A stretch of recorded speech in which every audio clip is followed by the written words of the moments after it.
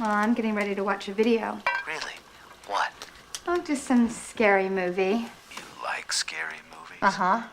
What's your favorite scary movie? Horror has been around for a really, really long time. It's beloved by many for the simple reason that it just works well. But why does it work well? What about the horror genre / scary movies works so well?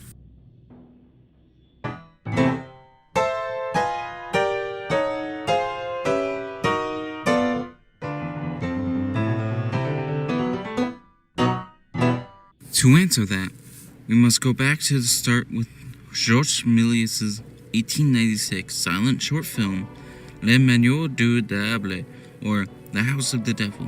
While Méliès wasn't necessarily aiming for a horror movie, as it is quite comedic in nature and caused wonder in the audience rather than fear, it's considered the first horror movie due to the use of monsters. It's a short 3-minute movie that uses visual illusions and cleverly uses editing to have the monsters show up. So, from the start, horror would be used as more of a spectacle than a legit genre used to terrify, which doesn't come until roughly when Alfred Hitchcock came onto the scene. And none of us can ever get out. Is anyone at home? Oh, that must be my mother. Hitchcock is often credited as one of the greatest directors of all time and one of the fathers of modern horror. Psycho is easily one of the best examples of Hitchcock influencing horror, such as what we now know as slasher genre, creating a genuinely creepy character that slowly kills characters in a similar way that slashers we love too. In an interview, Alfred mentions why horror interests people as much as it does. We love dipping our toes in fear. We all enjoy, shall we say, putting our toe in the cold water of fear. What happened was true.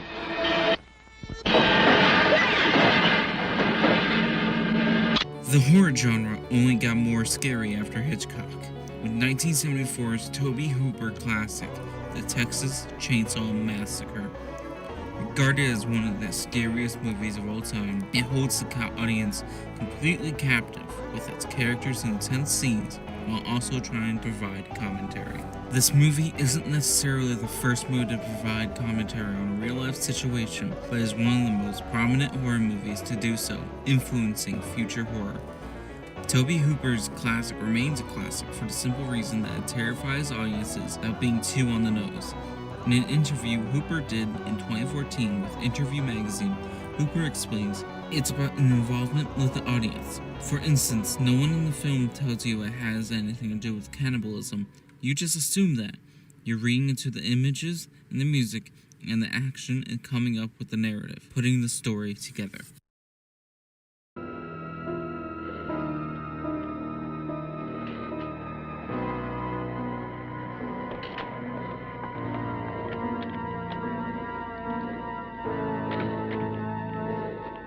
Michael? Halloween. Texas Chainsaw would remain on everyone's minds until a certain movie about Shape came onto the scene 4 years later. John Carpenter in his 1978 hit Halloween is loved by many and is constantly praised for his genius for directing and composing. Halloween is a horror movie that consistently scares audiences and has become something of a massive cult hit, being one of the best examples of how horror works. In a 2015 interview with Interview magazine, John Carpenter is quoted saying, "Horror has been a genre since the beginning of cinema, all the way back to the days of silent films. I don't think it will ever go away because it's so universal. Humor doesn't always travel to other countries, but horror does." Halloween isn't Carpenter's only horror movie, having such classics as The Thing, Body Bags, The Fog, Christine, Masters of Madness, Prince of Darkness, and many more. Halloween started something that would change horror forever, popularizing the slasher genre of horror. The 80s ate that up, creating such classic franchises such as Nightmare on Elm Street, Friday the 13th, Child's Play, and just so many one-off slashers, all of which influenced horror in a certain way. The slasher subgenre is massive in the world of horror, but everyone knows that there's a certain three that keeps things going: Freddy, Jason, and Michael. These three are the ones that people think of when they hear horror. A lot of love for these movies is because they're fun in plenty of ways, truly horrifying in other ways, and overall entertaining. They're easy to watch as a lot of them are pretty bad, but fun bad. Slashers are so abundant they continue to influence modern horror. Probably the most notable is how Scream influenced how to do horror comedy that's still terrifying. It all began with a scream over 911. Someone who's seen one too many scary movies. Now he's taken his love of fear Hello? Hello, Sydney. one step too far. Jamie Kennedy's character Randy being a giant horror movie fan and having rules for horror characters is just an example of one of these. Jesus Christ, you don't know the rules?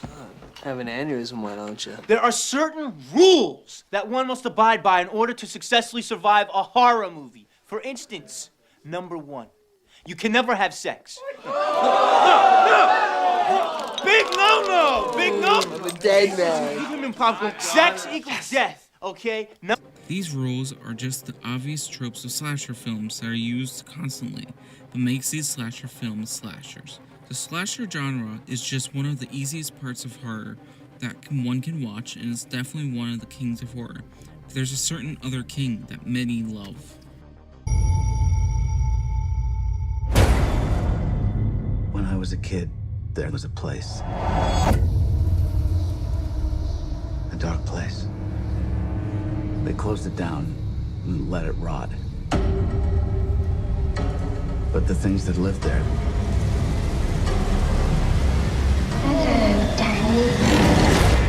they come back. Stephen King is regarded as one of the best horror writers of all time. A lot of his novels are considered classics and some of the most horrifying media ever. King novels usually have more than just terrifying horror. It shows hope and humanity. King is so loved because he understands the fundamental part of the genre. It isn't just about being scared, it's about overcoming that fear. One of my favorite novels of all time, 2013's Dr. Sleep, is about Dan from The Shining overcoming alcoholism and that fear from the past. In the 2019 adaptation from Mike Flanagan, it continues those ideals on overcoming fear. In a behind-the-scenes feature, Mike explains this and exactly why horror is so loved. That isn't about indulging these dark ideas. It's about confronting them. I think what makes it important is that we can also say, this is why it's important to stand up in the world when you see an injustice. This is why it's important to shine. It is another novel about overcoming fear, quite literally, as Pennywise is supposed to feed off of fear. The kids in the novel are forced to face certain parts of their lives that give them great fear, such as living up to expectations, bad parental figures, hypochondriac fears, and just general fears. And as adults, they continue to have to face these fears and gain hope in the end. It's pretty much a giant metaphor for growing up and dealing with life. Stephen King's novels show the true nature of humans, drawing out the basic fear that's within us all, and deals with real human issues, which fundamentally is what horror should be about. Fighting that injustice in life with something better, hope. Modern horror tries its best to embody these ideals of fighting injustice in a different but unique way by making them monsters. Movies and other media would always try and touch on real-life issues, whether it's racism, politics, sexism, homophobia, or any other issue, but would try to stay grounded within its world. A good example of this is 1992's Candyman, in which Tony Todd plays the titular horror villain killed by racism. Have you ever heard of Candyman? If you look in the mirror, you say his name 5 times.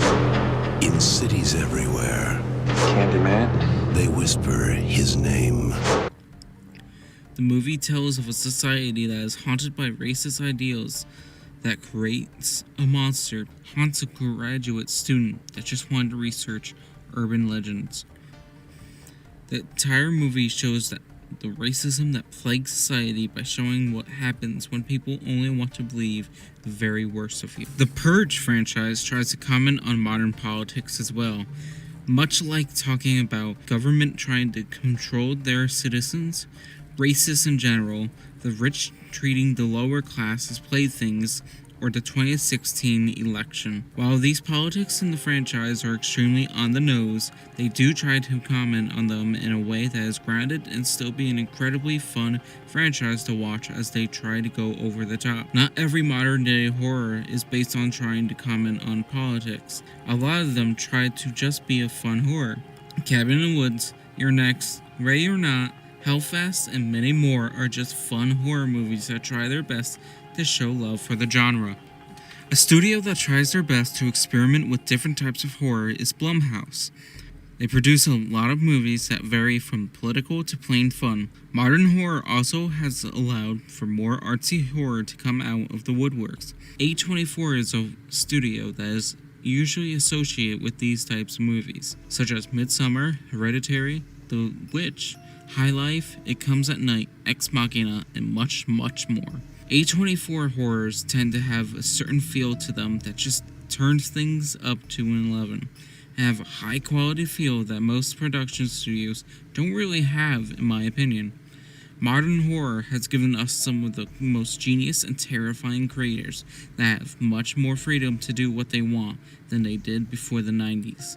One of these creators is often credited as one of the best directors/writers in the genre who can make these terrifying films that are still filled with heart and comedy and talk about pressing issues in society.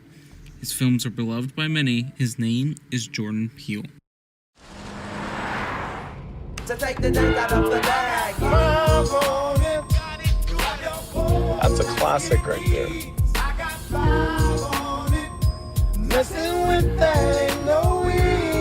What does I Got 5 on it mean? It's about drugs. It's not about drugs, it's a dope song. Don't do drugs. Jordan Peele is one of those once-in-a-lifetime directors that creates constantly terrifying stories about real-life injustice that are extremely grounded and creative. Originally a comedian with 2003's Mad TV and Key and Peele, Peele broke out in the horror scene with 2017's Get Out, a fantastic social commentary that sheds light on racism in a new way. In a 2017 interview for Get Out with CBS This Morning, Peele describes that horror and comedy are similar by saying, I mean, they're both about truth. If you're not accessing something that feels true, you're not doing it right. And they also, the technique of them, you have to be very tuned into the audience and their emotion. And that's why with both forms, the technique is tension building and release. Get Out does a different take on talking about racism that makes the movie completely unique, focusing on the quote-unquote allies that are subtly racist, while making it that the person of color is the hero of the story rather than the victim. After his smash hit, Peele had to follow it up strong, and he does with 2019's Us, this time making a love letter to horror while still doing social commentary. In the movie, Peele makes the monster something that is truly terrifying. What if we are attacked by ourselves? The movie truly shows the duality of man and what would happen if there was a mirror version of us that didn't grow up the way we did. In a 2019 interview with Rotten Tomatoes, Peele talks about how the slasher genre and his love for horror inspired him. I was inspired by the slasher movies. I think what people are going to find in Us is that, much like in Get Out, I'm inspired by many different subgenres of horror. I really tried to make something that incorporates what I love about those and sort of steps into its own new subgenre. While delivering extreme scares and really setting up this terrifying horror, Peele also sprinkles humor into it to lighten it up with his unique humor. Jordan Peele has also written and produced on many films and TV shows other than these two, such as 2020's Candyman remake, 2020's Lovecraft Country, the 2019 Twilight Zone reboot, and many more comedic TV shows and films. Peele is the most exciting new horror director with lots of promise in the future and plenty of love for the genre. Horror as a genre is something that constantly grabs audiences in different and unique ways. So to answer the question, why does horror work? It's simple. Humans love to be scared. But it isn't just because we love to be scared, we also love to overcome that fear. Inside us all, there is a courage that keeps us going no matter what. The reason why modern horror makes these real-world issues into monsters and ghouls is because we are supposed to be scared, but we're also supposed to overcome them. That's why the final girl trend of the 80s slashers is so popular. We love to see our heroes triumph in the face of true evil. The true nature of humans is to keep on going, to keep on fighting, and that's why horror works. We fight injustice. We always want to see that good guy or girl destroy the evil monster that stalks in the woods. We always want to cheer up for the hero that when they escape the clutches of an evil family of cannibalistic hillbillies. It's just a fact of life. Horror works because humans want to fight.